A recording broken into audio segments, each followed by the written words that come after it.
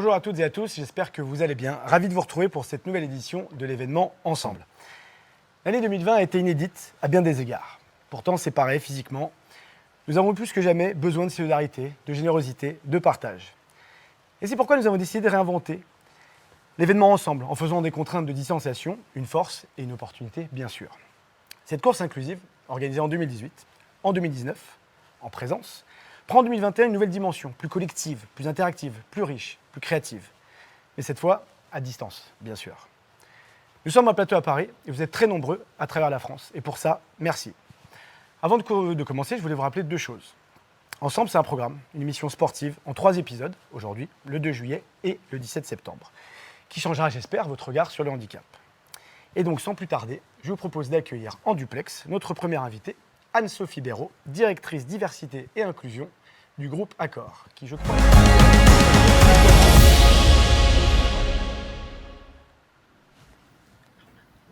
Bonjour Anne-Sophie, tu m'entends? Bonjour Mickaël, bonjour à toutes et tous, on t'entend bien. Comment tu vas?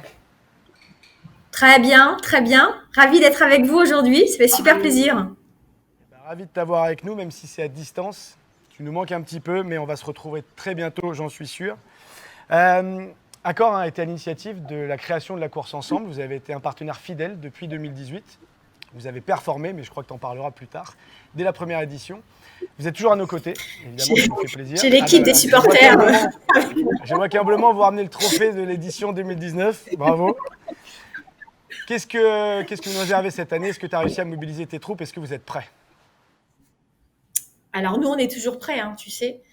On est prêts aujourd'hui, on sera prêts en septembre. On est super contents de faire partie encore une fois de cette aventure. Comme tu disais, un format nouveau, innovant, à cause du Covid ou grâce au Covid. Voilà.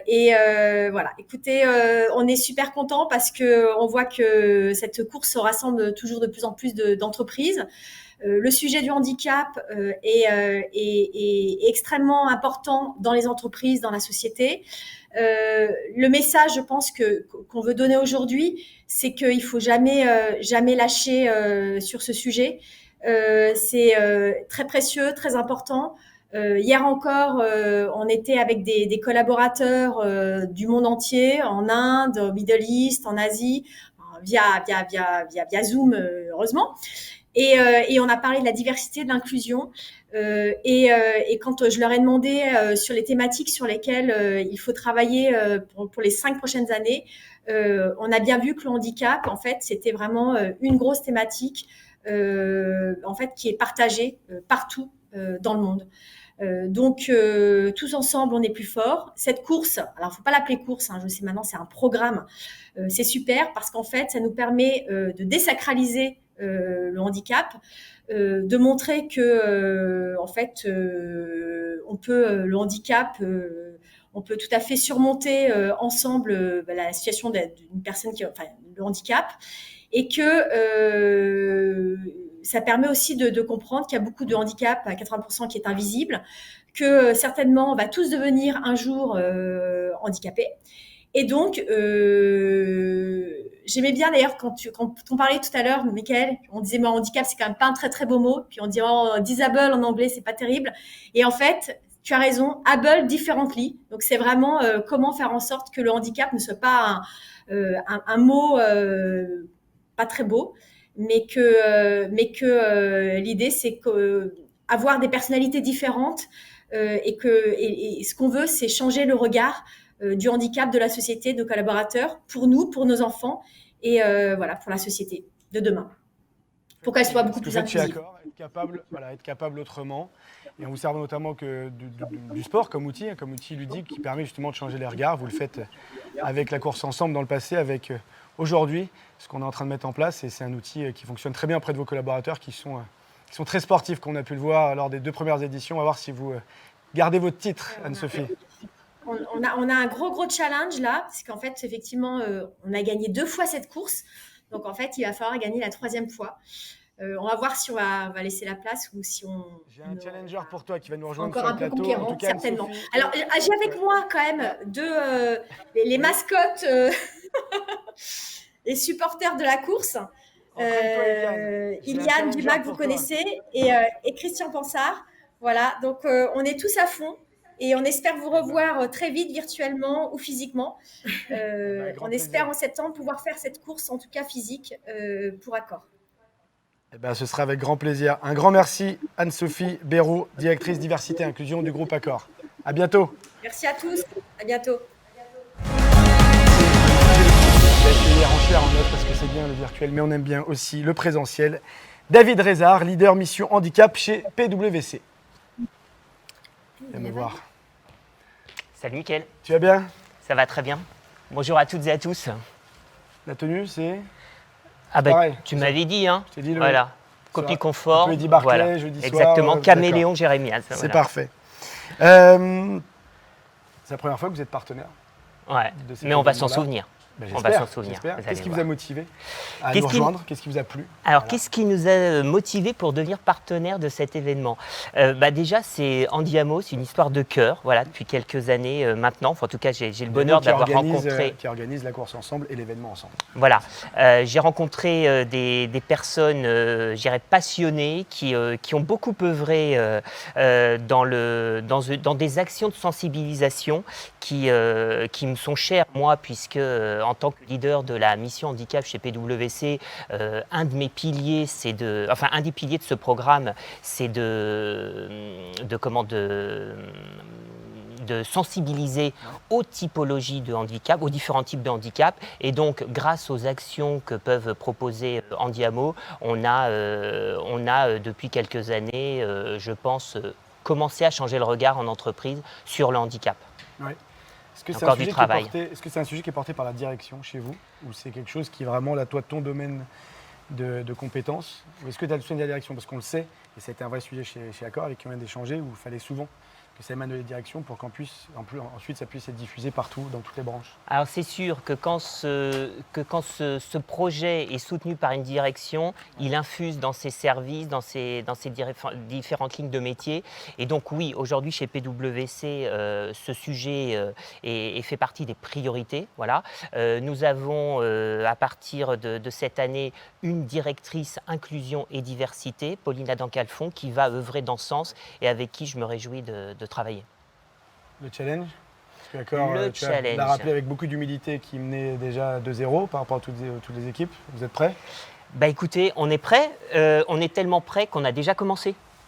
Ah, vous avez déjà commencé? Voilà, on a déjà commencé à entraîner nos 4000 collaborateurs, voilà, puisque dans notre programme Be Well Work Well, donc santé et bien-être au travail, on a lancé le 1er juin un grand challenge sportif, voilà, qui mobilise tous les collaborateurs, quelle que soit leur situation, le sport pratiqué, sport ou activité physique, parce que pour nous, notre enjeu, c'était celui-ci, c'était de se dire, dans ces situations un peu complexes qu'on vit actuellement, avec un télétravail qui est renforcé, comment est-ce qu'on peut garder cette activité? Voilà, une activité physique.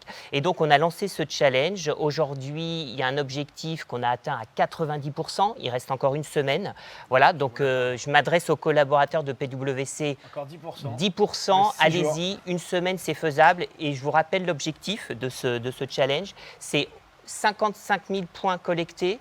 On va faire un don à une association qui nous tient à cœur et qui œuvre pour l'insertion des personnes en situation de handicap, insertion sociale, voilà, des personnes en situation de handicap suite à un accident de la vie. D'accord, eh ben, très bien. Voilà. Une Et donc association ça, chanceuse. via notre fondation PwC. Bon, très bien, vous n'avez pas d'excuses que vous êtes entraîné depuis plusieurs semaines. Voilà. David, merci, tu restes avec moi. On va être un petit peu moderne. Hein. Pour des gens de notre génération, c'est un vrai exercice. On va passer un petit moment un peu interactif avec vous, chers téléspectateurs. Donc ça va être à vous de jouer dans quelques instants.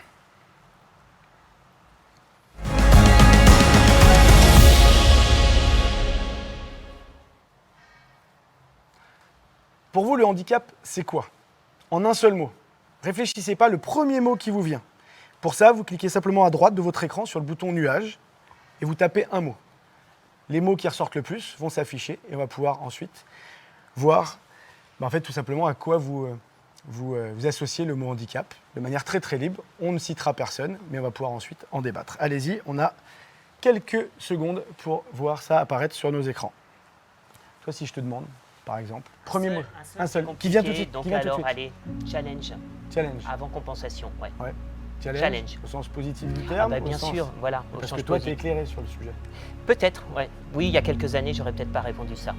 On aurait peut-être eu, je sais pas moi, Je t'aurais dit compliqué. compliqué, peur, peut-être Aussi.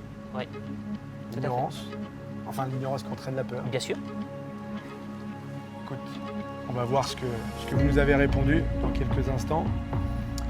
Et ben là, ce qui ressort le plus, moi je vois la force, je vois le challenge, la diversité, la différence. Voilà, la différence est le mot qui ressort le plus. Alors c'est vrai, c'est une différence, mais en même temps, il n'y a que des différences. Elles ne sont pas uniquement la responsabilité des personnes handicapées. Moi je vois que des personnes différentes sur ce plateau, autour de nous, en coulisses. Courage, c'est marrant ça, le courage. Les gens partent du principe que pour accepter, pour avoir un travail et pour être épanoui dans la vie de tous les jours, il faut plus de courage. Alors moi, c'est par exemple quelque chose contre lequel je lutte. J'ai pas l'impression d'être courageux que toi quand je vais au travail le matin. Mais bon, en tout cas, c'est intéressant de voir que voilà, ce qui ressort, c'est challenge, courage, difficulté, différence. On espère peut-être dans quelques années que différence sera peut-être le seul qualificatif qui ressorte et non pas justement les difficultés, les obstacles, les challenges et ce genre de choses. Merci déjà de nous avoir répondu, chers amis. Je voudrais accueillir quelqu'un. Célébrité vraiment dans le monde du paralympisme, une sommité, un grand champion, force de nature et puis surtout un super mec, quelqu'un qu'on affectionne beaucoup évidemment chez Andiamo et que moi j'aime beaucoup, qui j'ai eu l'occasion de partager quelques aventures. Mais avant de l'accueillir en plateau, je vous laisse le découvrir tout de suite en images.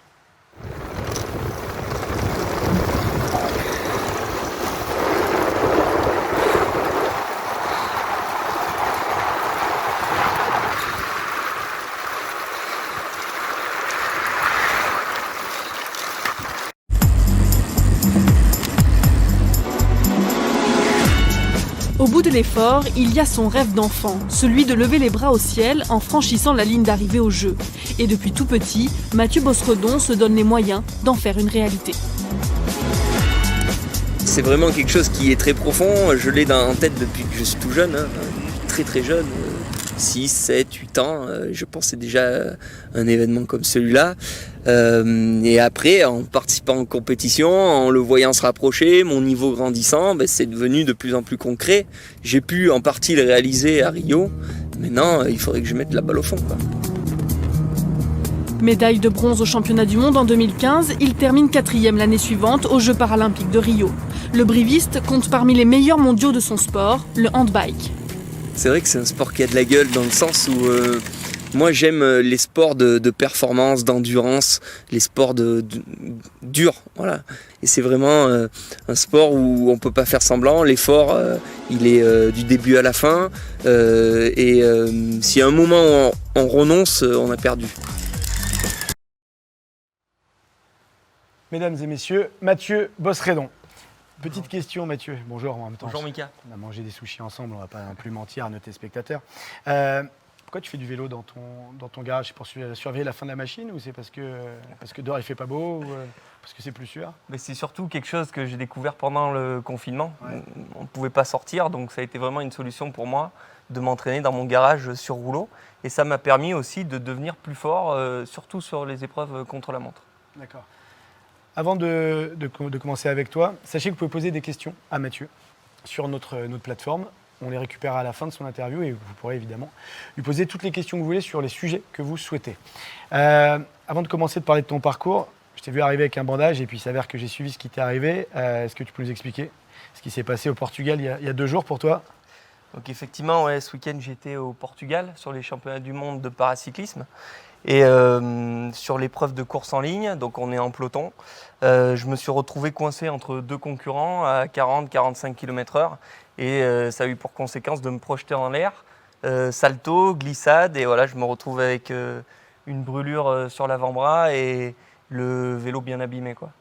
Est-ce que ça, c'est pas justement un des effets pervers justement du Covid, du fait que vous n'avez pas pu faire de compétition, que c'est les rares moments où vous pouvez vous qualifier, que vous manquez un petit peu d'entraînement aussi et de ces exercices où vous vous retrouvez finalement tous en ligne alors que vous le faites toute l'année. Est-ce qu'il n'y a pas aussi un moment, voilà, un manque d'expérience là depuis un an, pas de ta part, parce que je sais exactement ce qui s'est passé, mais notamment du jeune qui te coupe la route. C'est pas un problème d'entraînement, c'est plutôt un problème de manque de compétition. C'est-à-dire que nous, quand on s'entraîne, on est tout seul, donc on n'a pas de concurrent avec nous. Et là, on se retrouve en groupe à devoir gérer les trajectoires des autres, etc. Ouais. Et là, c'est un manque de réflexe. Le garçon, il n'a pas mis un coup de tête pour voir qui était en train de dépasser. Et il s'est directement jeté sur nous. Et à cette vitesse-là, on peut pas l'éviter, quoi. Non, ça pardonne pas. Bon, tu avais un casque. Ça m'a sauvé la vie. Ouais. Qui s'est cassé, mais qui t'a sauvé la vie. Bon, important, évidemment, d'avoir le casque. Moi, je voudrais qu'on revienne à beaucoup plus tôt dans ta vie, à l'âge de 4 ans. Ouais. C'est le moment où tu deviens handicapé. Et donc, tu dois aller à l'école, comme tous les petits garçons de ton âge. Et là, commence un petit peu un parcours du combattant. Et donc, je voudrais que tu nous racontes jusqu'au moment où tu découvres le vélo qui va devenir ton allié le plus précieux. Ouais. Donc, effectivement, moi, je deviens handicapé pas de naissance, à l'âge de 4 ans. C'est suite à un hématome au niveau de la moelle épinière, on va faire très simple. Donc, ça comprime la moelle épinière, ça me paralyse les jambes. Et derrière, il faut réapprendre, 2 ans en centre de rééducation. Au bout des 2 ans, mes parents décident de me remettre dans le cocon familial, hors de question que je reste dans des centres jusqu'à 18 ans. Et donc, je retourne à l'école, ou je vais à l'école plutôt pour la première fois, parce que j'y suis jamais allé. Et donc là, il y a tout un parcours déjà difficile. Il faut pouvoir accéder à l'éducation. C'est pas gagné. 25 ans en arrière, on était en fauteuil. Pour des problèmes d'accessibilité physique ? C'était pas que des problèmes d'accessibilité physique, ça a été très vite fait. Ça mettre une rampe pour accéder à l'école, c'était très facile. C'était quoi ? C'était plutôt un problème de mentalité, de dire qu'un enfant handicapé devait aller dans un centre spécialisé pour handicapés, qu'on ne savait pas le gérer. Parce qu'on pouvait penser que je n'avais pas les ressources intellectuelles pour le faire. Alors que donc on a simulé ton handicap moteur, un handicap psychomoteur d'une certaine manière, donc un handicap mental, alors que tu n'avais qu'une pathologie qui t'empêchait en rien d'avoir accès à l'école ordinaire. Exactement. Donc ça a été une première difficulté que j'ai passée très vite. En fait, on m'a mis un petit challenge. On m'a dit déjà en CP, on fait un test de 15 jours. S'il est capable de s'adapter, il reste à l'école. Sinon, il faudra le mettre ailleurs. Donc je suis allé à l'école, je me suis très bien adapté. J'ai pu apprendre comme tout le monde. Et puis après, le fauteuil a été un jeu, donc ça s'est très bien passé. Derrière vient le sport, forcément. À l'âge de 6 ans, moi j'ai une famille très sportive. Je commence par la natation parce que c'est le seul sport en Corrèze accessible aux personnes en situation de handicap. Donc je fais ça jusqu'à 14 ans. Et à un moment donné, je dis bon, les carreaux c'est bien joli, mais en fait c'est peut-être pas trop mon truc. Et pas le plus fun, c'est moi sûr. je vois mon père, mon frère, ma famille partir faire du vélo le week-end. Et j'ai vraiment envie d'aller faire du vélo, goûter à ce sentiment de liberté avec eux. Et donc je démarre le handbike. C'est une asso qui me prête le premier handbike. Et voilà, je l'ai jamais quitté, quoi. Donc là, adolescent, tu découvres une nouvelle passion, un outil de liberté, en famille avec tes potes. Ils ont des scooters, toi tu as ton handbike, tu peux même sortir avec, tu m'as déjà raconté. Le sport de haut niveau, la bascule, alors j'imagine c'est parce que tu étais bon, mais qu'est-ce qui fait que tu as eu envie après d'en faire d'une certaine manière ton métier, en tout cas ton activité principale ? Alors déjà, moi, il faut bien prendre en compte que il y a un jour où j'ouvre un handisport magazine et je vois un athlète qui était Joël Janot, qui je trouve très esthétique dans son fauteuil, et vraiment un athlète, et je me dis moi j'ai envie de faire ça. Je ne savais pas si je voulais le faire en natation, en athlé, en handbike. Je sais que je voulais avoir cette représentation-là de l'individu. Un homme sûr de lui, costaud, qui envoyait. Voilà. Et donc je dis je veux faire les Jeux olympiques ou paralympiques. Alors, je disais pas olympique, pas paralympique. On ne savait pas à l'époque. On en parlait très peu. Et donc, c'était déjà dans un coin de ma tête. Et au fur et à mesure, avec j'ai voulu faire de la compétition très vite. J'ai vu que j'étais dans le coup. Et j'ai toujours poussé le challenge un peu plus haut. Et je crois que c'est un peu l'idée du sportif de haut niveau. Toujours se remettre en question, toujours aller plus loin, plus haut. Complètement. Et voilà, je suis naturellement arrivé en équipe de France à 18 ans. Les premiers résultats derrière. Une première qualification pour les Jeux de Rio en 2016. Et voilà. Et une 4e place. Et une 4e place à Rio, et malheureusement une 4e place sur le contre-la-montre des championnats du monde il y a quelques jours. Mais sur cette épreuve-là, je faisais dans les 10, donc je suis en vraie progression. Une vraie progression, malgré le confinement, tu as réussi, toi, en tout cas à force de travail, de progresser. Tu as parlé rapidement des Jeux paralympiques. Oui.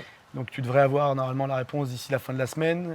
Dans le handbike, comme dans plein d'autres sports paralympiques, il y a des quotas, c'est-à-dire que vous allez justement ouvrir des places de qualificatifs pour les athlètes, et pas uniquement pour ceux qui font du handbike. Il y a des catégories de handicap, il y en a qui sont en fauteuil, d'autres qui sont malvoyants. On a repoussé d'1 an les Jeux paralympiques de Tokyo, ça a été très compliqué, je le sais, pour toi comme pour tous les athlètes. Toi, tu as trouvé, on l'a vu dans les images, des solutions, tu es revenu plus fort malgré cet accident-là.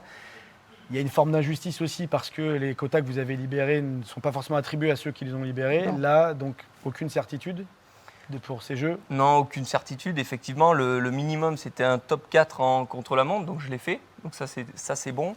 Mais derrière, on n'a que 7 quotas. Ouais. Il y a 11 catégories sur route et 5 catégories sur piste. Il y a déjà 5 places qui sont prises sur piste automatiquement. Ça a été fait pendant le confinement, ça, sur des épreuves sur piste. Donc il nous restait que 2 places sur route et il y a quand même beaucoup de monde qui a performé. Alors après on verra les wildcards, on verra les recommandations du CIO aussi. Voilà, j'ai fait le minimum. Maintenant je suis pas sûr du tout que ça suffise pour une sélection. Tu es encore jeune. Mhm. Il y a Tokyo, très Je bien. suis beau. T'es beau, t'es bien rasé, t'es bel homme. Tout ça, très très bien. Dans 4 ans, on verra. Fais gaffe, ça va part vite. vite. Après 40 ans, tu verras. Paris 2024. Évidemment, j'imagine c'est dans un coin de ta tête, indépendamment des Jeux de Tokyo. On te souhaite évidemment de te qualifier, mais est-ce que c'est l'objectif ultime de ta carrière d'athlète? Oui, Ouais. moi c'est vraiment l'objectif ultime. Je fais du haut niveau depuis 18 ans, grosso modo. Voilà, j'aurai 34 ans, entre 34 et 35 ans. Ah, t'es si jeune que ça, Eh là, oui, je pensais. Ah, eh d'accord. oui, eh oui. David, ça nous Et- raconte pas, ça. Et donc ça sera un moment pour moi de passer sur une carrière professionnelle différente, parce que j'ai aussi des projets professionnels en dehors du sport. Et donc j'aimerais vraiment que ça soit l'apogée à Paris, avec ma famille, avec la fête qu'on pourra connaître, qui ne sera pas la fête du tout Non, de Tokyo. Ça, c'est sûr. Ça Donc, va être à ça huis serait- clos, ça ça va serait être un peu superbe. moins festif. Très bien. Tu parlais justement de travail. Tu avais des projets professionnels. On parlait de ta carrière. Tu as déjà travaillé, tu as déjà Mhm. évolué dans le monde de l'entreprise. Qu'est-ce que tu faisais? Et quels obstacles à quel obstacle tu as été confronté? Et s'il y en a eu, c'est pas, tu vois, justement du CV, je sais pas moi, de l'entretien d'embauche, Ouais. puis ensuite du Donc- rapport aux collègues, aux managers. Donc j'ai eu 2 emplois, technico-commercial dans le domaine de la grande distribution industrielle électrique. Ouais. Et j'ai travaillé en service atelier à Decathlon à la suite de ma licence pro dans le domaine du sport et du management. Et en fait, effectivement, les premières choses que j'ai eues, c'est la difficulté à trouver l'emploi et dès le CV en fait.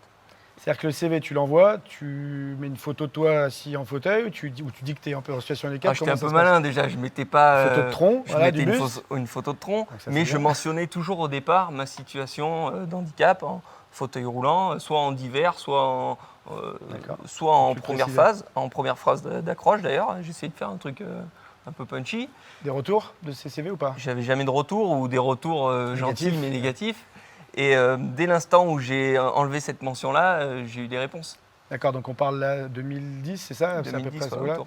Donc il y a 10 ans, c'était hier, il y a Ouais. 10 ans, donc on ne te répondait pas, ou de manière négative systématiquement. Chez PwC, entretien d'embauche, bon, j'imagine doivent être les mêmes pour tout le monde. Est-ce que vous prenez en compte ça comme quelque chose qui va être un frein, quelque chose comme une différence, comme une capacité potentielle? Est-ce que vous avez déjà eu justement des formations très spécifiques sur ça? Parce qu'on sait, dans n'importe quelle entreprise, qu'il y a une gêne, parce qu'il y a beaucoup d'a priori, on l'a vu dans le nuage de mots tout à l'heure. Donc comment ça se passe chez vous? Comment vous accompagnez vos managers justement pour le recrutement? Alors tu parlais de gêne, de frein. Moi, je dis opportunité. Ouais. Voilà. Donc, toutes nos équipes de recrutement ont été formées. Voilà. Elles sont à même d'être bienveillantes vis-à-vis des candidats et aussi être force de proposition auprès du management. Là, on peut utiliser le mot frein. Voilà. Donc, elles ont, je dirais, toutes les phrases clés, les éléments de langage pour pouvoir convaincre le manager à avancer dans le recrutement. Voilà. Et à laisser aux candidats l'opportunité de faire leurs preuves, voilà, et puis donc d'être embauchés. Donc, Mais ni plus, c'est ni moins. compliqué. Ni plus ni moins. Ni On plus n'attend ni pas moins. plus d'un travailleur en situation de handicap qu'un autre. Ni plus ni moins. Voilà.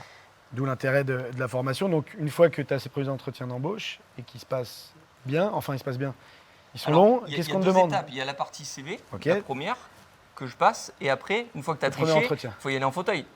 Et Tu n'es pas allé en rampant. non, tu vas avec ton et fauteuil, donc, ok? donc là, Et là le manager te voit, tu Ouais. arrives en fauteuil, déjà tu sens qu'il y a un malaise. Il est obligé de te recevoir parce que Ouais, mais il j'avais dit- passé des entretiens téléphoniques, c'était très bien passé. Puis il regarde, aussi. il fait, il me l'a écrit nulle part, le salaud. Voilà. D'accord. Et donc je lui dis, maintenant ça va être entre toi et moi. Et donc c'est des entretiens qui généralement sont très longs, 1h30, 2 heures. J'imagine qu'on ne te demande rien du tout qui concerne tes compétences. On veut juste Voilà. savoir où est-ce On que tu voulait- habites, est-ce que tu as une voiture. Mais est-ce c'est que surtout tu- qu'on te demande ce que tu n'es pas capable de faire. Ouais. De suite, on dit, mais ça, tu vas pas pouvoir le faire. Et ça, tu vas pas pouvoir le faire. Et comment tu vas faire ça? Et moi, je devais, comme un jeu de tennis, répondre à tout Du ça. tac au tac, Et à un moment donné, j'aurais dit, écoutez, moi c'est très simple, vous me mettez, c'est toujours été pareil. Je te l'ai dit tout à l'heure, à l'âge de 6 ans, j'en fais pareil. Je dis, vous me mettez à l'épreuve une semaine. Je dis, je vous montre comment je fonctionne. Et si ça vous va, vous me gardez, on continue. Sauf qu'une fois de plus, dans ton parcours de jeune homme, tu dois faire tes preuves plus qu'un autre, parce que tu dois déconstruire justement ces préjugés, ces Et je clichés-là. pense que derrière, ça a servi. Et pourtant, chez Decathlon, on pouvait penser que c'était quelque chose de très simple, très intégré. Et derrière, ça a servi. J'ai vu le changement du regard, de l'attitude des collaborateurs. Et au final, ils avaient une vraie fierté d'avoir un garçon qui faisait du vélo à haut niveau et qui travaillait dans un service de cyclisme, de vélo. Là, et puis c'est vrai, tu parlais d'opportunités. On se rend compte souvent, et notamment en période de Covid, en période de crise sanitaire, finalement, on vit un accident de vie universel, un accident de vie collectif. Souvent, dans ces moments-là, les collaborateurs ont tendance à aller prendre conseil auprès de personnes qui ont déjà vécu ce genre de situation, c'est-à-dire la peur du lendemain, la précarité, l'isolement. Et ce sont des choses que vivent des millions de personnes handicapées au quotidien. Et donc c'est ça qui est particulier, c'est-à-dire que d'un côté, on va nous discriminer, on va nous empêcher d'accéder à l'emploi parce qu'on a peur. Sauf que quand on est justement en situation de crise, c'est là où on va se dire, attends, mais et ça peut être une pathologie comme la nôtre, ça peut être une personne malade. Je me souviens d'une discussion avec une femme qui avait un cancer du sein, qui était en rémission et qui est revenue, et qui était le pilier de l'équipe parce qu'elle avait réussi à dominer quelque chose finalement de bien plus grave que des petits problèmes au boulot ou un peu de stress au travail. Donc non, c'est un vrai sujet. La réalité, c'est que toi, depuis que tu es tout petit, manifestement, tu avances, tu ouvres des portes. On appelle ça la résilience, cette capacité à rebondir après un accident de la vie, cette capacité à gérer l'adversité. C'est quoi qui te motive? Qu'est-ce qui fait? C'est quoi qui t'entraîne justement à jamais baisser les bras et à continuer à enfoncer ses portes pour les autres, comme tu le fais dans le sport ou dans le monde du travail? J'ai envie de servir d'exemple. Je sais que à travers le sport, j'ai acquis beaucoup de compétences, entre guillemets, de qualité en tant qu'homme, et je veux que derrière, les gens qui ont moins de capacité physique puissent quand même avoir accès aux emplois, accès à ces postes-là, et se dire, si on l'a fait avec Mathieu, on peut le faire avec les autres. Voilà, et quand je rentrais dans une boîte, c'était ça. Et à l'école, c'était pareil. Quand je suis allé à l'école, derrière, il y a eu d'autres personnes handicapées, alors qu'au départ, chez nous en Corrèze, il y avait pas de gars en fauteuil ou en situation de handicap. Donc si on l'a fait une fois, on peut le faire 2 fois. Et moi, c'était vraiment pour ça que je voulais le faire, quoi. Tu sais, un peu de rôle modèle et pas besoin d'être un sportif de niveau. Ils peuvent me molester un petit peu. En plus, voilà, ils s'entraînent sur toi pour qu'ensuite, on sait que tu es joueur. Ouais. Alors, tu n'es pas que joueur. Tu vas, merci, merci à tous les deux d'ailleurs pour cet échange. En fait, moi, ce que je voudrais qu'on fasse, parce qu'on en a parlé, c'est un vrai sujet. Ça fait plus d'1 an et demi, un peu plus d'1 an qu'on fait beaucoup de télétravail, qu'on est les yeux rivés sur nos tablettes, sur nos ordinateurs, qu'on est sédentaire. Nous, on a l'habitude, même si on est sportif, enfin moi ancien et Mathieu sportif de haut niveau, on est une population sédentaire, une population à risque, évidemment, parce que qui dit sédentaire dit risque de maladie cardiovasculaire. Et puis, il y a plein de pathologies très liées au fait d'être sédentaire et d'être face à nos écrans. Est-ce qu'on pourrait prendre 2 petites minutes tous les 3 pour que tu nous partages des conseils de sport et bien-être et assez simples, et notamment dans ce rapport qu'on a aux postures. Je t'ai ramené un petit manche à balai. Pas pour te taper. Pas pour me taper. Non, parce que tes réponses étaient parfaites. C'est pour suivre Mathieu, parce qu'en fait, moi, je ne peux pas faire ce qu'il fait. Donc Je suis déjà, pas sûr Mika, du tout. premier petit conseil, on en avait parlé ensemble, c'est toi qui me l'as donné, et c'est vrai que j'y avais pas trop pensé. Déjà, quand on parle de posture, effectivement, vous l'avez vu, nous on est en fauteuil, et vous avez la même problématique quand vous êtes assis dans un fauteuil de bureau, c'est que souvent, on rentre le menton, on rentre les épaules, et quand on travaille sur son clavier, on regarde vers le bas, donc on crée des problèmes au niveau des cervicales. Donc déjà, premièrement, mettre un petit dictionnaire, relever l'ordinateur portable pour être à hauteur des yeux. Et déjà, ça évite pas mal de problèmes de cervicales. En fait, ce qu'on vous conseille, alors c'est pas moi qui l'ai inventé, il s'avère que ma femme est kiné et travaille justement sur ça avec la plupart de ses patients, c'est d'avoir l'écran en face de ses yeux, vraiment, et le clavier, par contre, au niveau de la table. Et la position, c'est comme ça, c'est pas trop vers le haut, mais certainement pas vers le bas comme ça. Et donc, on est sur nos smartphones, sur nos tablettes, sur nos ordinateurs. Donc, ne serait-ce que cette posture, déjà, avec la bonne position. Puis ensuite, effectivement, il y a des choses très simples qu'on peut faire, soit avec un élastique, soit comme David avec un bâton. L'objectif, ça va être quoi? Ça va être d'ouvrir les épaules, d'ouvrir le menton c'est parti. et de se redresser. Donc, on peut prendre l'élastique comme ça vers soi ou le bâton. Je vais faire du shadow D'accord. stretching. On reste devant soi, on monte tranquillement jusqu'à qu'on sente une tension dans les épaules. Donc, comme nous, on n'est pas très souple, voyez, ça les gars, arrive assez vite. Ça fait un peu On reste podium. quelques secondes, Tu vois on pas redescend, on le fait plusieurs fois. Je sais que tu es concentré, Mathieu. Comment tu le vis là? Tu vois le podium là ou pas? Ça fait un petit peu podium, David. Je crois que t'es à Donc troisième ça, on le place. fait plusieurs fois, troisième, doucement. doucement. Et en fait, on va essayer d'aller de plus en plus loin à l'arrière pour ouvrir de plus en plus ses épaules. Et voilà, et se redresser Très bien. au fur et à mesure. Ouais, les omoplates. Voilà. Ensuite, David, on peut faire autre chose. Il fait du sport, David. On ça peut se faire sent. autre chose parce qu'il faut continuer à ouvrir, écarter. On va venir ici, derrière la nuque. Et là, on redresse le menton. Voilà. Oui, Mika, je sais que mes biceps t'aiment Ah bien. ouais, non, moi je suis assez fan. Voilà. Et on peut faire ça plusieurs fois aussi. Tac. Et là, on sent bien derrière que les épaules travaillent, les dorsaux. On a les trapèzes aussi qui s'étirent. Voilà. Après, il y a autre chose qui est important. Donc ça, c'est pour ouvrir. Ouais. D'accord. Mais après, il y a aussi tout ce qui est abdominaux. C'est vrai que nous, c'est une problématique en fonction du handicap de ne pas trop s'avachir sur ses De se abdominaux. redresser, de pas toujours être Voilà. adossé au fauteuil. Donc ça, après, on peut être toujours dans la même position et venir travailler un petit peu le tronc de gauche à droite, comme ça, pour venir solliciter la ceinture abdominale. Voilà. Ça, c'est des choses très simples qu'on peut faire tous les jours. Ça prend quelques minutes, on peut mettre ça dans son sac et c'est très simple. Après, on peut toujours faire des pompes au sol, des crunchs. C'est parti, pour ceux qui David. peuvent, Non, voilà. non, mais ces exercices sont importants et je vous rappelle les recommandations de l'Organisation mondiale de la santé, c'est 30 minutes de marche active par jour. Voilà. Donc ça, plus quelques petits exercices, vous vivrez plus longtemps, et dans de meilleures conditions. Merci.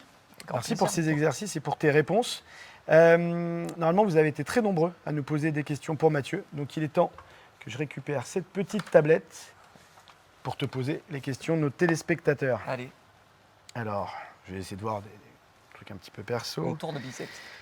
Le tour de biceps, ouais, mais bon, ça se peut. Ton 0,6 aussi, voilà. Je peux pas, interdit. Bah, je vais prendre celle-là. Mathieu, alors il te vous voit, moi je vais te tutoyer. As-tu déjà eu des moments de découragement dus à ton handicap? Et si oui, comment tu les as surmontés?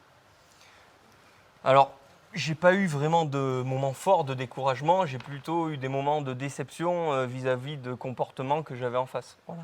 Mais moi, je suis plutôt de nature optimiste et donc j'essaye toujours de détourner les problèmes pour arriver à une solution. Et c'est toujours ça que je fais toujours comme ça. Ça va du garçon qui veut pas t'ouvrir sa boîte de nuit à l'entretien d'embauche, Un grand à plein de classique. choses. Et en fait, c'est toujours s'adapter. Toujours rester positif. On est quand même une société qui est de plus en plus bienveillante. On voit bien qu'aujourd'hui, les entreprises ont une volonté d'ouvrir aussi leurs portes et d'être handi-accueillantes. Donc moi, je suis dans cette dynamique de positivité et voilà, je baisse jamais les bras, quoi. Très bien. Mathieu, comment ça s'est passé avec les filles à l'adolescence? Ça, c'est moi qui l'ai inventé. Ça t'es sûr que c'était la tablette? C'est moi qui anime, D'accord. je dis ce que je veux. Et tu dois répondre Non, à ça toutes les s'est questions. relativement bien passé. Après, il y a toujours, au début, on ne sait pas trop comment va être pris notre image, la perception de notre corps. Donc, on a toujours un peu de timidité. Mais une fois qu'on commence à danser en boîte de nuit ou dans les premiers bals ou les booms avec une jeune fille sur les genoux, ça va très vite après. Tu le sais très bien. Pas du tout de quoi tu parles. Mathieu, justement, David est là. Si tu dirigeais toi une entreprise, ce serait quoi la principale mesure que tu prendrais pour favoriser l'emploi de personnes handicapées au sein de ta boîte? Je l'ai dit tout à l'heure, il faut absolument que l'entreprise soit handi-accueillante. Ça passe pour moi en priorité par l'accessibilité des locaux, ça Ouais. c'est clair. C'est un postulat de départ. Tous les types de handicap, que ce soit physique comme nous, c'est sûr que ça se voit assez facilement, mais après, adapter les plans de travail à des problèmes visuels, auditifs, etc. Les locaux aussi communs, ça c'est très important, Ouais, parce que moi j'ai été dans des entreprises où des fois mon vestiaire, il faisait 2 mètres carrés et pas de lumière à côté de là où on entreposait des vélos. Voilà, c'est important aussi qu'on puisse accéder à tous les communs, qu'on partage ensemble les mêmes choses. Voilà, ça c'était pour moi le plus important. Et après aussi, j'en avais parlé, c'était de mettre une personne dédiée à l'handicap et la former pour qu'elle ait les clés, qu'elle puisse un petit peu répondre des fois à des managers qui ont des questions ou des incertitudes. On le sait, il y a Sorte toujours de des David tabous. Rézard. Voilà, Voilà, exactement. un expert. David Rézard ou les référents, Les voilà, référents, les les référents handicap. handicap. Et ça, c'est sûr. c'est dans les important entreprises, qu'il y ait ouais. toujours cette De plus en volonté plus. d'avoir une personne référente sur ce sujet-là. Ça évite les tabous, ça évite plein de choses. Donc, finalement, c'est assez simple parce que l'accessibilité, globalement, on va y venir après parce qu'on vous a réservé une petite surprise, on va vous faire travailler, mais la question de l'accessibilité pour les personnes handicapées n'est pas le frein majeur et on le sait, contrairement aux a priori qu'on a. La question de l'aménagement de poste, on le sait, c'est une minorité de cas où on doit aménager un poste et les coûts sont assez faibles et il y a beaucoup de financement et dans plus en plus d'entreprises. Aujourd'hui, on a des référents. Donc en fait, on a tous les outils pour Voilà. qu'aujourd'hui, on ne soit pas discriminé à l'embauche et Donc, qu'il y ait un il faut taux le d'emploi, un taux de chômage 2 fois plus important. Oui, c'est qu'il faut le faire. Est-ce qu'on attend pour une dernière petite question? Ben voilà, même plusieurs, d'accord.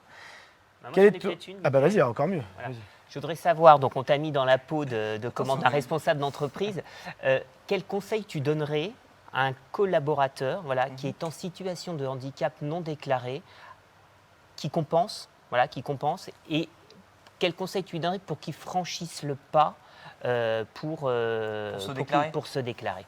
Mais déjà, il y a un conseil qui est très facile, c'est qu'il faut faire une journée avec Anne Diamant. Une petite journée de partage avec Anne Diamant. Et souvent, on a beaucoup de gens qui se déclarent à la fin de cette journée parce qu'on a balayé un petit peu tous les tabous autour du handicap. Et les gens qui n'osaient pas se déclarent un petit peu automatiquement. En fait, l'important, c'est de mettre en confiance la personne, de bien lui rappeler que ce n'est pas parce qu'elle va se déclarer qu'on va changer de regard sur elle, qu'on va la considérer incompétente, et que c'est souvent ça le problème. Les personnes ne se déclarent pas parce qu'ils pensent que du jour au lendemain, on va les traiter différemment, avec de la pitié, avec trop d'empathie, avec un manque de considération pour la qualité de leur travail. Voilà, il faut les rassurer, et je pense que quand on arrive à avoir cette vision-là du handicap dans l'entreprise, après ça devient naturellement. Alors c'est peut-être d'abord des premiers qui vont se déclencher et derrière d'autres, mais ça va se faire. De la confiance. En fait, c'est la question du droit. C'est-à-dire que pour inciter une personne à se déclarer, il faut qu'elle y voit un intérêt. Donc d'abord, la question du droit, ça ne vous impose rien, si ce n'est avoir des droits qu'aujourd'hui peuvent vous faciliter la vie au lieu de raconter qu'une fois par mois, vous devez aller voir votre grand-mère alors qu'en fait, vous avez un traitement médical, par exemple. Il y a plein de situations comme celle-là. Et puis, je te posais la question tout à l'heure sur la question de la direction. C'est aussi d'être rassuré sur le fait que se déclarer ne va pas nous pénaliser, nous faire nous retrouver dans le placard parce que justement, c'est un vrai sujet en interne. Et souvent dans les entreprises, pas toutes heureusement, mais les travailleurs ne se déclarent pas parce qu'ils ont peur justement de perdre leur promotion, qu'il y ait une empathie excessive, parce qu'il faut aussi pas former que les managers, mais aussi les collaborateurs. Et c'est une façon tout simplement de banaliser la différence et d'arriver à un moment que ce ne soit plus un événement, que ce soit un non-événement qu'une personne handicapée travaille et évolue dans la société, quelle qu'elle soit. Une petite question un peu sportive. Allez, quel est ton meilleur souvenir sportif? Et évidemment, après, le pire. Mais d'abord, ton meilleur. Mon meilleur souvenir, c'est quand je voyais Mika au jeu dans sa piscine dans le village olympique avec ses petites bouteilles de glace. Ah, t'étais bien, hein? Ah oui, en 2012. Non, oui. mais Très bonne époque. C'est vrai que quand on rentre dans le stade olympique, là, à Rio, stade Maracana, les supporters, toute l'équipe avec le même objectif, on roule ensemble, ou on marche ensemble, on est tous ensemble. On boite ensemble, on avance ensemble. On avance ensemble. Et là, c'est un moment vraiment très fort. Sportivement, c'est très fort. On se dit, waouh, je l'ai rêvé toute ma vie, là j'y suis. Maintenant, je vais essayer de le vivre à 100%. C'était vraiment un super moment. Donc, c'est pas un moment sportif au sens une victoire ou un titre, Non. c'est vraiment l'émotion de Ouais. l'entrée dans le Ouais, stade. ouais. Pour des jeux qui étaient extraordinaires. Le pire souvenir? Ben, je crois que le pire souvenir, là, pour le moment, il est ce week-end. Ouais, Honnêtement, c'était au déjà. niveau sportif, il y a eu beaucoup de désillusions parce que j'étais vraiment dans le coup pour aller soit à la victoire, soit au podium. Je l'ai vu par mon contre-la-montre, hein, j'étais vraiment dans le coup. Et là, je tombe et tout s'effondre et pas moyen de repartir. Je ne peux pas refaire un vélo en 2 minutes et repartir, donc ça ne marchait pas et tout.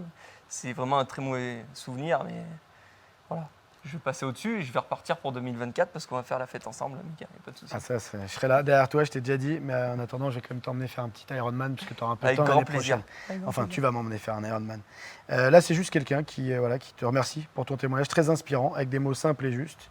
Très belle barbe, bel homme. Merci. Voilà. Alors, Je sais pas s'il parle pas Geneviève de toi. du 80.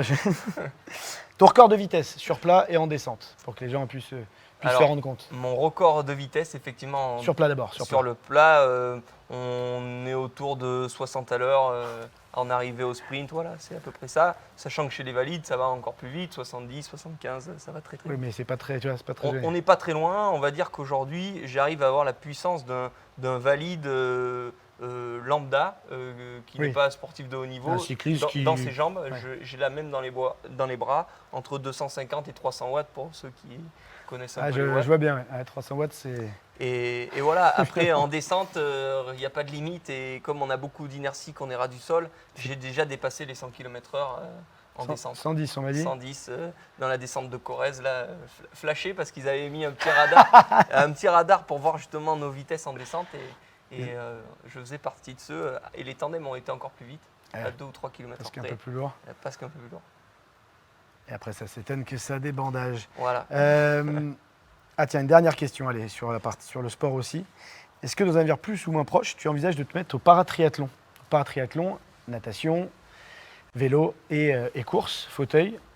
Alors oui, je l'envisage parce que déjà tu me l'as proposé au Pour moins le fun, pour le fun. pour le fun, pour le déjà, finir. dans une première partie pour le fun et pourquoi pas, j'ai envie de le découvrir. Je suis en train d'acheter un fauteuil d'athlète là. Je suis en train de voir avec un copain pour acheter un fauteuil d'athlète. J'ai été nageur, je suis paracycliste. Il faut que j'apprenne un petit peu à boxer le fauteuil pour faire du fauteuil d'athlète. Sachant que le Et vélo, si je mixe c'est les plus trois important. et que je performe, je m'interdis pas de faire les deux.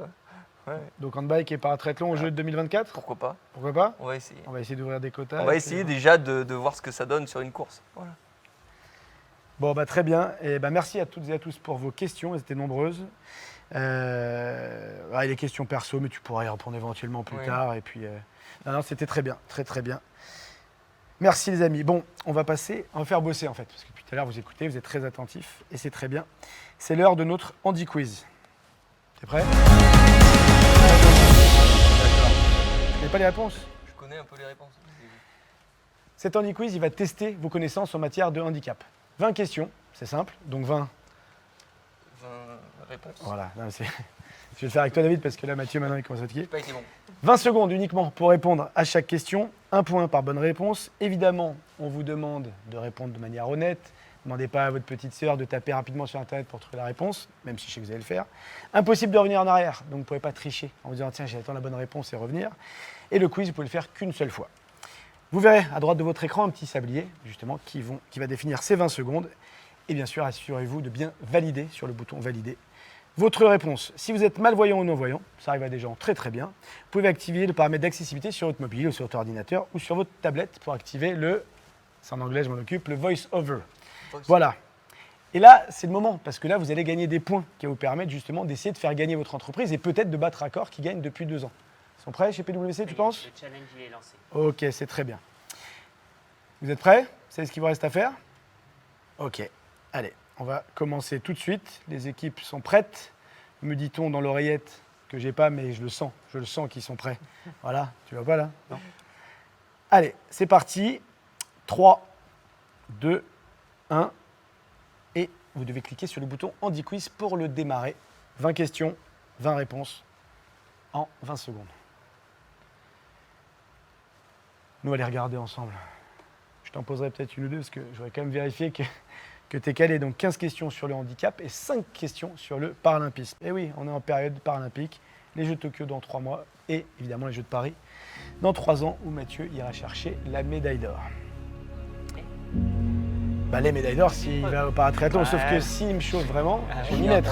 tous les deux. On ira tous les deux. Sauf qu'on est dans la même catégorie, nous, a priori. Bien sûr. Voilà. T'es foutu. T'as vu le bras qu'il a? Moi, je suis obligé de mettre une chemise, lui, tu me Les m'étonnes qu'il cuisses. mette cher. Non, je t'avoue que la natation, là, je me suis remis. Et Ah, c'est vrai, c'est quand vrai. même un sport à part. J'ai me débrouillé plutôt pas mal. Ouais, mais ouais, enfin, l'année dernière. Depuis, le confinement a eu son effet sur moi aussi. J'espère que vous avancez bien dans votre quiz. Vous êtes bien concentrés, malgré le fait qu'on parle, qu'on essaie de vous distraire. France-Allemagne, hein, ce soir, évidemment. Vous avez des pronostics? David, petit pronostic sur France-Allemagne ce soir? Nine. Non, tu ne pas? Capote. Qui veut dire qu'on veut gagner. C'est ça que tu dis? Je pense, ouais. Ce serait bien quand même, parce que... Les pronostics sont là, non? Ah, c'est pas ton prono. Non, mais c'est la France. mais Allez, combien? oh, Allez, allez, 2-1. 2-1 pour la France, on Ouais. 2. Benzema, il en met un cette fois-ci? Je sais pas. Non. Non, là, je rentre Non. pas. Non, Tu es non, pas rentré non, dans je- ce- Non, non, non. Je fais genre je connais alors que le foot c'est pas mon truc. Mathieu, Moi, je vais être plus ambitieux, 2-0. 2-0. Donne-moi le nom d'un buteur quand même. Mbappé? Mbappé. Putain, tu te mouilles pas trop. S'il y a pénalty, c'est Griezmann qui tire ou il donne la place à Mbappé ou Benzema? Tu vois le mec arriver. Il sait J'en que sais le rien. titulaire, c'est- Honnêtement, j'aimerais pas trop être à leur place. Il faut le faire. Bon, j'espère que vous continuez hein, surtout. Hein. Et voilà, nous on parle un peu foot parce qu'on a le temps et puis parce que nous on connaît les réponses du quiz, bien évidemment. Et surtout qu'on les a.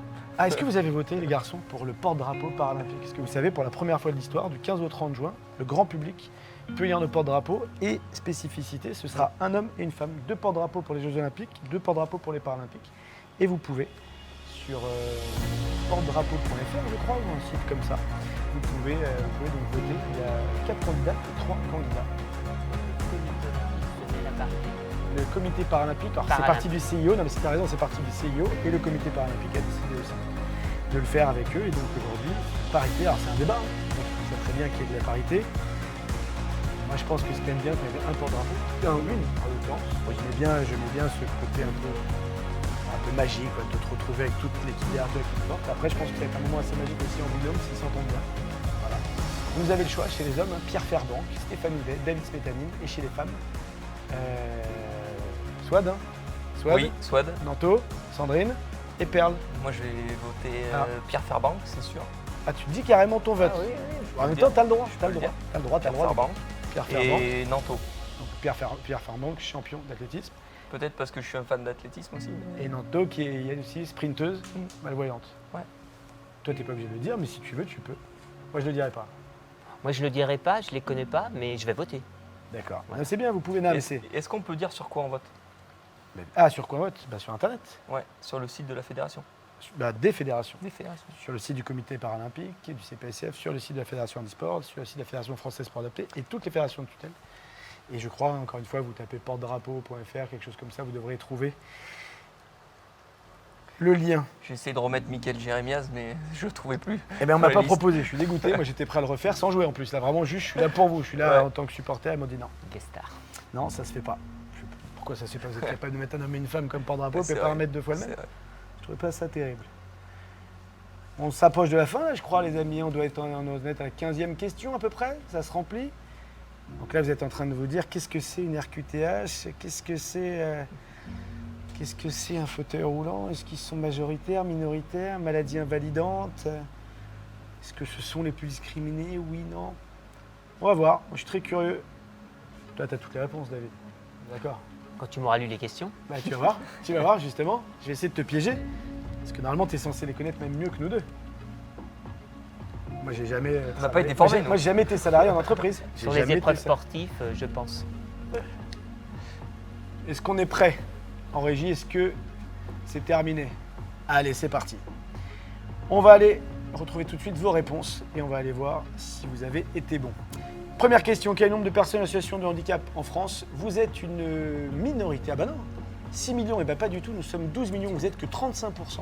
Voilà, 12 millions de personnes en situation de handicap, soit 15% de la population nationale, et pas loin d'1 milliard d'individus sur Terre. Au sein des écoles françaises, combien d'élèves sont en situation de handicap? 237 000, 361 000 ou 525 000? Et la bonne réponse, c'était 361 000, et vous êtes la moitié à avoir trouvé la bonne réponse. Le handicap est la première cause de discrimination en France. Est-ce que c'est vrai, est-ce que c'est faux? Effectivement, vous êtes 85% à avoir répondu vrai depuis 3 ans. Selon le rapporteur des droits, les personnes les plus discriminées dans la société sont les personnes handicapées. Un titre dont on se passerait bien évidemment.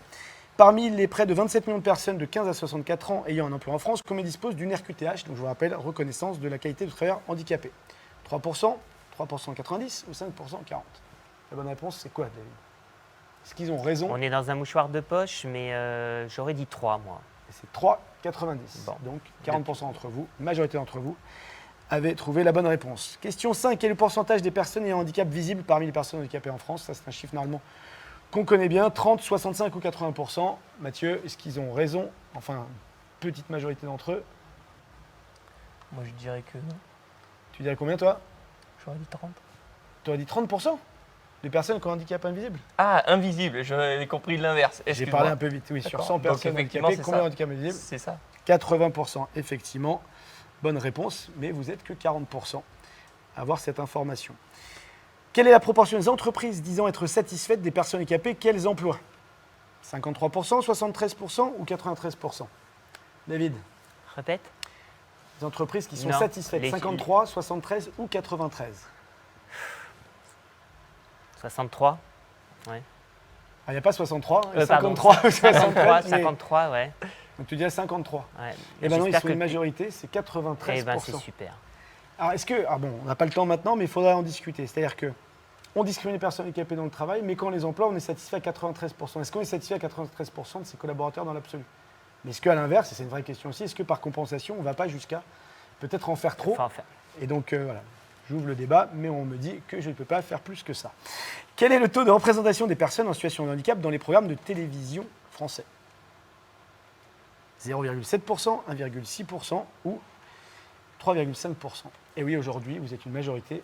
0,7% des programmes à télévision française sont dédiés ou incarnés par des personnes en situation de handicap. Et quand on parle de sport en situation de handicap, ça n'est que 0,9%. D'où le fait que nous sommes une minorité invisible. Et pas uniquement parce que la majorité des personnes handicapées sont invisibles, c'est aussi qu'on n'existe pas dans la société. La RQTH est accordée pour une durée déterminée. C'est au salarié de renouveler sa demande. Vrai, faux, vous êtes une majorité à avoir répondu que c'était vrai et vous avez raison. Parmi les personnes handicapées, combien le sont devenues au cours de leur vie? 55%, 70% ou 85%? Vous êtes très légèrement majoritaire, 38%, à justement nous dire que c'est 85%. Donc effectivement, la plupart des personnes handicapées le deviennent au cours de leur vie, comme Mathieu et moi. Puis-je obtenir ma RQTH si j'ai de l'asthme? Mais oui, vous pouvez, même avec de l'asthme, mais tant mieux pour vous. Et vous êtes 64% à avoir eu la bonne réponse. Le médecin du travail dispose de formulaires spécifiques permettant de bénéficier d'une procédure accélérée pour obtenir sa RQTH. Est-ce que c'est vrai? Est-ce que c'est faux? Vous êtes une écrasante majorité à avoir dire que c'était vrai et vous avez raison. Combien de personnes en situation de handicap ayant un emploi travaillent dans le privé? 20%, 50% ou 70%? Eh bien, vous êtes une majorité à avoir 10%. Eh bien non, c'est l'inverse. 70% des personnes handicapées travaillent dans le privé. Quel pourcentage des handicaps liés à des maladies invalidantes? 15, 45 ou 65%? Majorité d'entre vous qui avez trouvé la bonne réponse, vous êtes 51%. Et donc oui, 45% des handicaps sont liés à des maladies invalidantes. Sur 100 personnes handicapées, combien se déplacent en fauteuil roulant? 2, 15 ou 30? Bon, je vois que vous êtes quand même globalement calé là-dessus. Plus de 50% ont répondu. Le bon chiffre, évidemment, enfin évidemment non, c'est pas une évidence, mais effectivement, malgré justement les pictogrammes et la représentation excessive des gens en fauteuil roulant, on ne représente que 2% de cette minorité. Dernière question relative au handicap. Puis-je obtenir ma RQTH si j'ai du diabète? Oui, non? Oui. Effectivement, si vous avez du diabète. Et vous aviez raison. Globalement, vous en sortez pas mal, mais on va se concentrer maintenant sur le paralympisme. Parmi ces trois disciplines, laquelle fera son apparition aux Jeux paralympiques de Tokyo? Le handigolf, le paratriathlon, dans laquelle Mathieu et moi aurons une médaille d'or partagée peut-être à Paris, ou le parabadminton. Donc vous étiez 29% avec le handigolf, 51% avec le paratriathlon et 19% avec le parabadminton. Le paratriathlon existe déjà.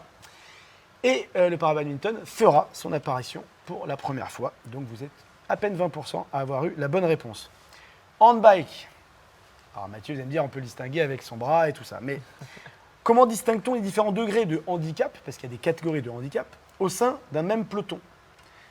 Vous aviez trois possibilités, on ne les distingue pas, par des drapeaux fixés à l'arrière du vélo ou par différentes couleurs de casque. Et vous êtes une petite minorité, 18%, à avoir trouvé la bonne réponse. Et oui, on les distingue par la différence de couleur de casque. Ton casque est de couleur rouge. Rouge. Couleur du sang. Oui, alors que les chaînes de télévision chinoises CCTV et BTV ou BTV ont diffusé 22 heures par jour les Jeux paralympiques de Pékin en 2008. Tout le monde s'en souvient, magnifique médaille d'or de Nickel Jérémiaz. Quel a été en France le temps de retransmission par jour et en différé sur France 3 et France 4? Ah oui, 2008, là maintenant vous arrivez en 2021, vous voulez du direct. Nous on était en différé en 2004, en 2008 et principalement en 2012. Alors, 14 minutes, 1h30 ou 2h45 de différé? Eh bien, un tiers d'entre vous avait la bonne réponse. 14 minutes de différé. Voilà la couverture qu'on avait. 14 minutes de différé par jour en 2008. 12 ans plus tard, enfin 13 ans plus tard, nous serons sur un dispositif de plus de 100 heures de diffusion en direct. Et c'est tant mieux, mais on est encore très loin des 700 heures pour les Jeux Olympiques et surtout des 500 heures que nos voisins britanniques sur Channel 4 accordent aux Jeux Paralympiques. Avant-dernière question, avec plus de 30 000 licenciés, la Fédération française de handisport compte plus de licenciés que la Fédération française du sport adapté. Le sport adapté qui encadre le sport pour les personnes ayant un handicap mental, la Fédération française du sport pour les personnes ayant un handicap moteur. Et la réponse est fausse. Et non, vous êtes une majorité à avoir dire que c'est vrai. Non, il y a plus de 70 000 licenciés, quasiment le double, un peu plus du double, au sein de la Fédération française de sport adapté. Et puis, dernière question. Avec plus de 100 000 pratiquants, Quelle est la discipline paralympique la plus pratiquée au monde? Vous avez 3 possibilités. Le basket fauteuil, sport très sympatoche. Le tennis fauteuil, hein, vraiment le vrai tennis, le vrai sport. Et l'athlétisme paralympique. Le vrai sport, t'as vu, ils l'ont mis à 15%. Oui, parce qu'ils ne le connaissent pas. Sport très difficile d'accès. Basket fauteuil, tennis fauteuil ou athlétisme paralympique, d'après toi, David, qui est le sport le plus pratiqué au monde, avec le plus d'anciens. Et non, c'est le... Basket fauteuil. Effectivement, c'est le basket en fauteuil. Donc on a vu là sur ces 15 questions, sur ces 20 questions, pardon, vous avez une connaissance plutôt correcte, en tout cas du sujet. Sur le paralympisme, en fait, plus on le médiatisera, plus vous aurez accès justement à ces réponses, à découvrir des champions, des championnes, des disciplines, des performances, et en espérant que ça vous passionne pour, dans 3 ans, être dans les stades pour encourager ces athlètes aux Jeux de Paris 2024, mais aussi derrière vos écrans de télé. On vous donnera évidemment à partir de demain, si je ne m'abuse, on vous donnera le classement provisoire parce que ça compte justement. À partir d'aujourd'hui, vous pouvez faire gagner votre entreprise et vous aurez le 17 septembre pour notre course, évidemment, dont on vous parlera la prochaine fois. Vous allez pouvoir continuer à gagner des points pour faire gagner votre entreprise et peut-être battre Accor, qui, je vous le rappelle quand même, est arrivé très confiant avec le trophée de l'édition 2019, sachant qu'il avait aussi gagné en 2018. Donc j'espère que tes collaborateurs, David, sont prêts. J'espère aussi que toutes les autres entreprises sont prêtes. Vous étiez plus de 1000 aujourd'hui à nous suivre pour cet Andy Quiz et pour cet échange avec Anne-Sophie Béraud, avec David et bien sûr avec Mathieu Bossredon. Et pour ça, on vous remercie. On va se retrouver bientôt, le 2 juillet, même heure, même endroit. On espère évidemment que vous avez passé un bon moment en notre compagnie. Donc je remercie à nouveau Anne-Sophie Béraud, directrice diversité et inclusion du groupe Accor, David Rézard, leader de la mission handicap chez PWC, et puis Mathieu, bon rétablissement. Merci d'être venu malgré l'accident. Je sais que tu vas rebondir, que ce soit Tokyo ou Paris. Tu sais que nous, on sera là derrière toi. Et puis, je vais aller dans ton aspiration pour l'Ironman l'année prochaine parce que... Tu sais bien, Mika, la maison est ouverte. Et on y est très bien reçu. Tu veux faire un petit 100 km, 120 km. Il n'y a que toi qui peux me faire ça, donc je viendrai te voir avec grand plaisir. L'émission sera disponible en replay à partir de demain sur le site événementsensemble.com. J'en profite, vous les avez vus derrière nous, mais évidemment pour remercier tous nos partenaires Accor, Elior, PWC, Ekium, Idemia, Clésia, Sistra, Unilever et Verisure. Donc rendez-vous à toutes et à tous le 2 juillet prochain, même heure, même endroit, avec un autre very special guest, un athlète presque aussi brillant que Mathieu Bossredon, un grand champion, sprinter malvoyant le plus rapide au monde. Et d'ici là, prenez soin de vous et excellente journée à toutes et à tous. Merci messieurs. Merci les gars. Merci David.